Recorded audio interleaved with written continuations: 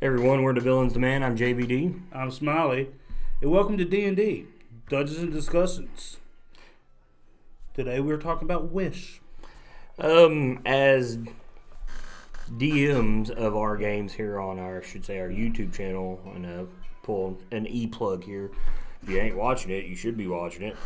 It only literally makes sense physically and within the laws of physics right now. Yeah, and we're going to basically talk about breaking the laws of physics. Yeah, it's appropriate. So, and me and Smiley have been talking online about all this stuff, and I was like, you do this point of inspiration. Yeah. Let's do something about, for the Dungeon Masters. So we get to talk about Wish. So, before we start off, I'll start off with reading the spell Wish, which is a mouthful. Wish, 9th level conjuration, cast time 1 action, range self, components verbal, duration instantaneous. Wish is the mightiest spell mortal creature can cast by simply speaking aloud. You can alter the very foundations of reality in accordance with your desires. Like we said, changing, reality here, breaking physics, the laws of. The basic use of the spell is to duplicate any other level spell of level 8 or lower. You don't need to meet any requirements in that spell, including costly components. The spell simply takes effect. Alternatively, you can create one of the following choices. And I'm not going to go over all these because the limit of what you can do is basically what the game says. It's the limit of your imagination.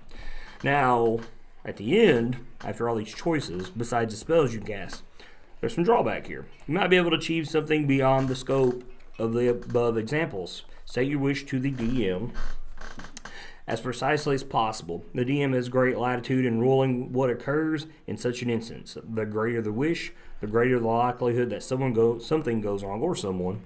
The spell might simply fail. The effect you desire might only be partly achieved, or you might suffer some unforeseen consequence as a result of how you worded the wish. The stress of casting a spell to produce any effect other than duplicating another spell weakens you. After enduring the stress, each time you cast a spell until you finish a long rest, you take 1d10 necrotic damage per level of the spell. The damage can't be reduced or prevented in any way. In addition, your strength drops to 3, if it isn't 3 or lower already, for 2d4 days. For each of these days that you spend resting and doing nothing more than light activity, your remaining recovering time decreases by 2 days. Finally, there's a 33% chance that you're unable to cast Wish ever again if you suffer this stress. It's a lot. It is. And it needs that drawback.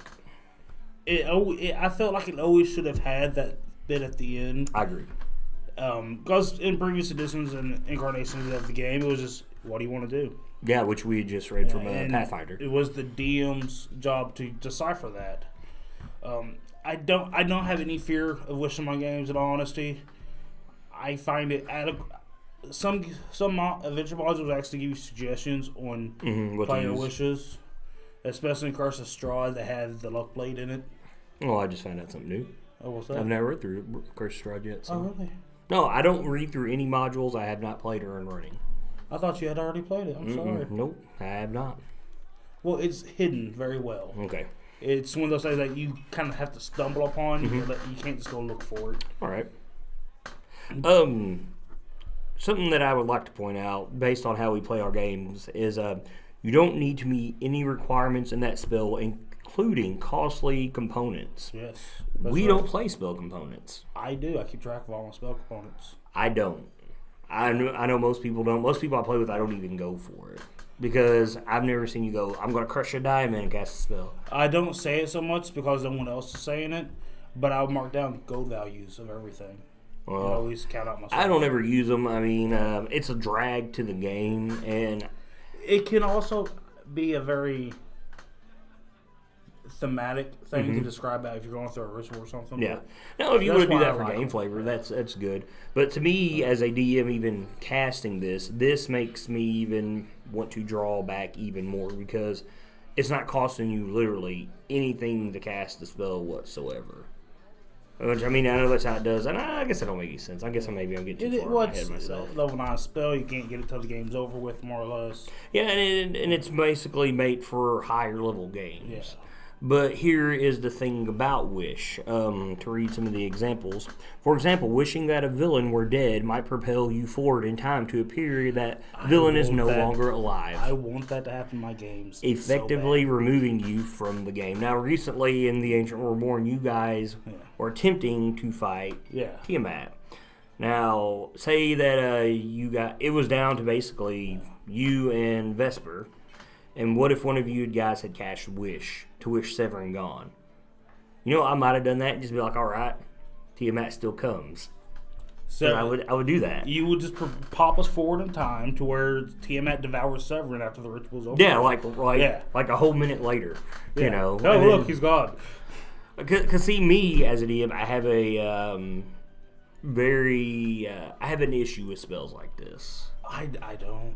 I do because they break the game. Okay, so it's 9th level, so what, it's 18th level? 17th, okay.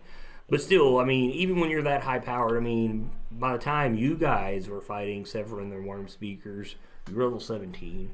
Though no one was a straight class-wise. Yeah. Well, you know, you probably could still took that then based on... No. You only can learn spells they can learn in the individual classes. Okay, see, this is I usually DM. I don't play a lot, so see, I'm learning as I do this. So, but I do have a problem with this because Clerks used to have Miracle. Was it Miracle they used to have? It was literally just Wish. Yeah, just literally just Wish. It was a divine version of it. They had different versions of every spell in the older game. And see, in casting these, which I have never ran into this problem, never had to use it, but I'd always told myself I would use a drawback. Because it makes sense to cast such a powerful spell that literally can bend reality. I mean, okay, a common thing I see amongst new players, because to me, since Stranger Things has come out, this game has just come out of nowhere. Critical Role, shows like that. Yeah. And then here recently, here at Cape Con, just some of the people we've talked to, it seems like people get out of hand with the game, especially with this spell. Yeah. Want to be gods. And that's the thing. This is the cheap way to achieve that. And if someone wanted to, you want to wish yourself to a god, I think I would turn that around on them. I would have had Tiamat devour them. Look, you're now one with a god. Yeah, well, that's pretty funny. Would you even pick a head? I'll let you pick the head. There you go. Yeah. But I have a problem with spells like this because they break the game so much. And to me, like we just mentioned, this is what gods do, not players. If I was going to have Wish and I was going to do change what my character was fundamentally, it would be a post-campaign thing. I agree with that. Like I've talked to you a long time ago playing a Kobo that wanted to be a dragon that was raised by a dragon. Yeah, and after a game I could see that. Yeah, like him learning the wish spell just to turn himself to a dragon. And see, I don't find that outrageous though. Yeah. But what I would see or have even read where most people use this is outrageous. See, the thing about Wish, like the way it's intended to work in this edition is that it can't play a 9th level spell. Mm-hmm. Only 8th or lower. Now, because it is a 9th level spell slot, they are cast as a 9th level spell. So things like Inflict Wounds, I think it's 3d10 plus a d10 per spell level, gets insane. Yeah. But that's something that you could do anyways. And see, and I don't understand why if you cast this spell, why you would even want to cast a lower level spell. You're casting it as a 9th level spell. But still. But it's things like Resurrection. That's the only way to bring someone back in certain conditions is through a wish spell. Yeah, I understand that. But, just say you were talking about, But what you're not realizing, it's any spell. Yes, I realize that. Yeah. But why would you want to, heal somebody with a massive spell when you can, by the rules here, you allow 20 creatures you can see to gain all hit points and then all effects on them described in the greater restoration spell. Why would you want to waste one spell on one person? Because that effect can kill you. But still, okay, if you're playing the righteous hero, would it matter? So, that's if it's a thematic sacrifice, that's awesome. Okay, so let's put something here on the spot. Bearded Wonder sitting here on the side. Wish for something. Fuck. Why did you have to go outside the realm of the game? $1 million gold. Okay, there we go. $1 million gold pieces. How would you treat that? I would throw him into a king's treasury with the king in it. Okay, so see, and then how would you react to that? Yeah. That's a very Vesper response. That is. So see, that's what I was about to say. He's like $1 million gold pieces. Technically, you're in a place right now where there are $1 million gold pieces, if not more. So I mean, that's what I would do. Okay, yeah. I look. Dragon It's Lord. sad that I look forward for people to cast Wish so I can mess with them. Mm-hmm. Very much so. That's just a neat thing. You know, and I guess maybe it also depends on your character's alignment. Yeah. For instance, Vesper, who was going off the rails towards the end of the game, I wish for 1,000,000 gold pieces. I would turn everybody she knew into a gold piece. That's amazing. I think she would have. But you know, a lot of that It's a depends gold on. piece. Luda's a gold piece. Her mom's a gold piece. Her brother's a gold piece. Every time you meet somebody, boop, gold piece. So But you never said when you'd get the 1,000,000 gold pieces. yeah, exactly. Yeah. You just wish for 1,000,000 gold pieces. I mean, you could die and everybody toss in 1,000,000 gold pieces. Like I'd put you to the moment you die, and you could sit there and watch your death, and then everybody Just tosses burying in you gold in the pieces. gold. Yeah. Or maybe I teleport you to the hells where someone literally melts down 1,000,000 gold pieces. Which one was it? There was And one, then, there was one of covers the you with 'em. devils.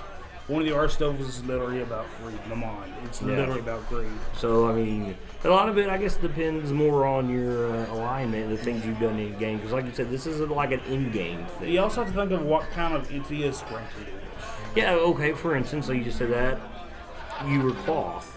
Cloth's a dragon. It's not technically a god, or is he? So okay, or you had Ogma. Yeah. Could you technically see Ogma granting a wish?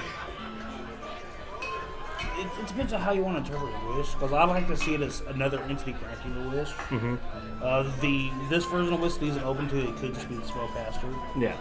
But Ogma's whole thing is the pursuit of knowledge and the spreading of knowledge with little discretion thereof. Mm-hmm. I could see him granting a wish for one of his followers. If it was based on knowledge. Yeah. But like you, not 1,000,000 gold pieces. No. If research funding, I could see. But God, 1,000,000 gold pieces for research funding. God, you sound like the U.S. government now. So yeah, I guess a lot of it would depend on the deity. For instance, Luda Bahamut, which I can't see. God of Justice. Yeah, I mean, you know, if say she wanted to undo all the damage caused by the dragons during all of this, I could see where that would be, granted. But and for something like that, I can't see drawback because that is a very righteous wish. That is something that she would do being lawful. So, like something like that, I can't see a drawback because her intentions are good if it's granted by a deity. But that's the thing, though. I mean, what wishes? Wizard be the only person I got a wish in 5e, right? No sorcerers can get wish. Sorcerers get wish? Yeah. Really? I think almost every. Like, This is how much I don't look at this because I think I just sorcerers DM'd a and whole warlocks, I 40 think, can get sessions, wish. almost a whole year's worth. Oh, let's see. Okay. well, at least it's not like true polymorphs have eternity. But yeah, sorcerer and wizard. Really? Yeah, they sure do. And time stops. Maybe that's one way to talk about too. Time. I'm not big on time stuff in this edition. So, You cannot interact with anything without a D&D. So, I guess overall, wish depends on basically your character, alignment, and maybe if there is a D&D involved to a degree. I do want to put out there if there's a wizard or a sorcerer that's playing on Flaw and they're talking about getting wish, let them know. Be responsible. Don't be ridiculous. Well, no, I wouldn't even limit to that. I think as a player, you should let your DM know you're taking wish. Yes. And then that's where your DM, as it says, the DM has great latitude, ruling what occurs in such an instance. The greater the wish, the greater the likelihood that something goes wrong. So that's also something you need to take into effect as well. I will say when I was leveling up Riker to 18 after the game, the spell I wanted, sorcerers could not get. What was that? I wanted to get True Polymorph so he can turn into a dragon off and on. Mm-hmm. Can't. Not a sorcerer spell. But with wish, Open on spell. there you go. So see. Yeah. So like I said, wish it's got its certain sense, but I would think as a DM, I would want my player to tell me, "Hey, I've taken wish," and then I would ask, "When do you plan on using this?" Because as a DM, I think there's very few times I think a player needs to come to me with something I actually need to be prepared with, because the game's very about it's on the fly. A lot of the game is. I mean, especially as a DM, that's your job to DM on the fly because my characters, which my players, two of them are sitting here, are very unpredictable at times. So you've got to be able to do that. And this is something I think a player should be like, hey, I've taken this. Be prepared because I don't know what I'm going to use it on. But I would think as a player you would have an idea of what you're wanting to do with it if you take a spell like this. My thing is, the reason why I personally would take the spell is just that it gives me access to every spell in the game. Well, if you were using it for that reason, that's completely understandable. Because then, as a DM, I'll be like, okay, if you're using it to cast a different spell, I have no. So, but take it. You're talking of a spell, okay? So the basic use of this spell is a duplicate any other spell of 8th level or lower. As a DM, would you allow someone to break that down per level? So, say I want to cast an 8th level spell, but I want to break it down with a 4th level spell and another 4th level spell. It has to be one spell 8th level. But as a DM, you're allowed to interpret that how you want. Would you allow that? Because it's still equal to an 8th level spell. You'd have to talk to me about it outside of the game before you do it. Well, it's on the fly. Like right now, how would you do it? I would go down the power spell. Why? Because it won't slow down. You don't think it slow down the game at all? Like, say you want to say well, if you're trying to cast two spells at once, two 4th level spells at once, when you can see it says a single spell. But right here, the DM has great latitude. Through there? So, yeah, that's what I'm saying. Oh, then I will let you do it. Okay. Because it's not overpowering, but you will take the penalty for doing that. You'll take the drawback? Yeah. Okay. Would you make the drawback as severe? No. Well, okay. How would you break this down then? I will. Okay, first, let's go little by little. After or during the stress, each time you cast a spell until you finish a long rest, it's 10d10 necrotic damage per level of that spell. So would you allow that to happen afterwards? I would not, like the damage, because it's just two 4th level spells. It's nothing huge. Okay. But what would happen once that encounter is over, you're going to be hit with that strength is now 3. Okay. For 2d4 days, and you have to roll that percentile. I think that should always be a thing, especially the percentile thing, because I would assume wish should be just a one-time thing ever. I don't even think I would go for 33%. I think I'd be done. Like, that is the most epic thing you're ever going to do. If you ever do anything outside of that little bitty block there. Yeah, the spell level, I agree. I don't think you should be able to do anything else. Hopefully, by the time you do something like that, that's going to be anything. Like you said, you mentioned at the beginning, and I completely agree. Like your best friend died halfway through the game. You worked this whole time just to get Wish to bring him back to life. Yeah, but that's more of a character goal. That is completely, like I said, it's a righteous thing. Yeah. I don't think something like that should cause some drawback. But then again, you could use a spell to do that. So if you ever there are certain things that's the only way to bring them back is to go for Wish spell. Yeah. So yeah, that's understandable. So Wish. Spell that'll break your game if you're not careful. You have to definitely put thought into it. So I guess we agree you should bring this up to your DM beforehand. Oh yeah, easily. Hey, I wish. Yeah, I'm not DMing anymore, so I don't know. Maybe this is your game. He's getting Wish. Well, I have a quick question. Yeah, go ahead. So, like, you can have wishes granted to yes. creatures. Yeah, and stuff. Yeah. So basically, the DM can interpret it like a wish, right? Yeah, it even says that. So in actually, the book, yeah. I mean, like I said, where is this? Here it is. Like, okay, I brought the villain one. Similarly, wishing for a legendary magic item or an artifact, for instance, like Boar Maul, Blade of 1,000 Cuts that you have. You wish for this, it might instantly transport you to the precise location of the item's current owner. So say Rocker was wanting your sword, he wishes to have it.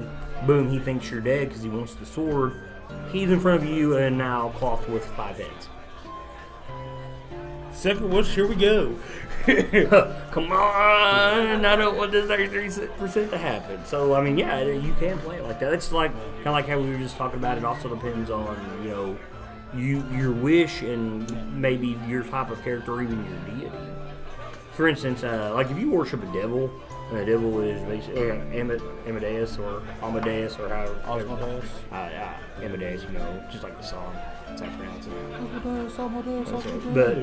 But, I could see if you were to wish this and it's somebody that you worship, yeah, there would be some fucked up and all that. That's how I would do it. Because yeah, it might be great, but there's a price to pay. Just like Wishmaster. So that's what I would. That's how I do it.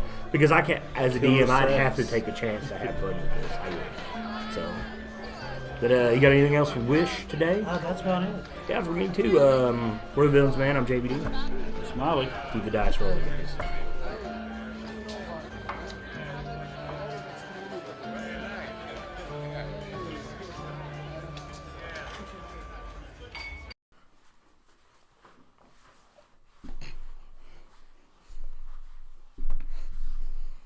All right, here we go. Right.